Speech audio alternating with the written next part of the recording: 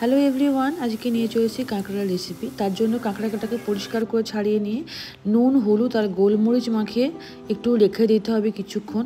তারপর কড়ার মধ্যে সর্ষের তেল নিতে হবে, ওটা গরম হয়ে গেলে কাঁকড়াগুলো একে একে ভেজে নেব।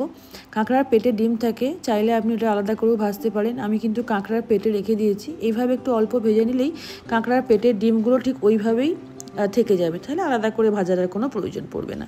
এই যে লাল লাল করে প্রায় ভাজা হয়ে এসছে। এরপরে কাঁকড়ার যে পাগুলো আছে সেগুলোকেও ভেজে নেব সুন্দর করে, এরকম লাল লাল করে। তারপরে ওই তেলেতে আমি গোটা গরম মশলা ফোড়ন দিয়ে, শুকনো লঙ্কার ফোড়ন দিয়ে দিয়েছি। আর হ্যাঁ, সর্ষের তেলে সম্পূর্ণ রান্নাটা করব। আর তারপরে পেঁয়াজ বাটা দিয়ে দিয়েছি টমেটো বাটা, আদা বাটা, রসুন বাটা। এইভাবে একে একে দিয়ে একটু মশলাটাকে ভালো মতন করে কষিয়ে নিতে হবে, যেহেতু মশলাটা পুরোটাই পেস্ট, তার জন্য। আর এই পেস্ট করলে কিন্তু খেতে বেশি ভালো লাগে। তারপর কাঁচা লঙ্কা দিয়ে দিলাম, ঝাল নিজের ইচ্ছা মতন।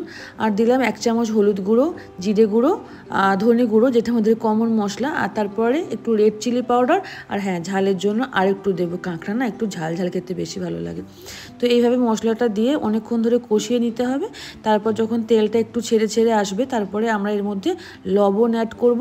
আর করব সামান্য পরিমাণে কিন্তু চিনি অ্যাড, খুব সামান্য পরিমাণে। তারপর মশলাটাকে এইভাবেই কষিয়ে নেব।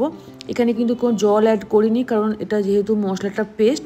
আর এই যে আমি এখানে গরম মশলা গুঁড়ো দিয়ে দিলাম, দিয়ে আবার একটু কষিয়ে নিচ্ছি। একটু কষিয়ে কষিয়ে সময় নিয়ে রান্নাটা করতে হবে, তাহলে খুবই টেস্ট হবে, একদম দোকানের মতন। একবার করে দেখবেন, সত্যিই খুব ভালো লাগবে। তারপরে যে ভাজা কাঁকড়াগুলো ছিল সেগুলো একে একে দিয়ে একটু নেড়ে চেড়ে নেব, একটু চাপা দিয়ে রাখবো। আর আমি এখানে সম্পূর্ণ রান্নাটা কিন্তু গরম জলে করেছি। আপনারা গরম জল ইউজ করতে পারেন, ঠান্ডাও পারেন, তবে গরম করলে জিনিসটা আরও ভালো হয়। তো এটা হলো। আর এর নামাবার আগে আমি এর মধ্যে একটু গুঁড়ো গরম মশলা দিয়ে দেবো।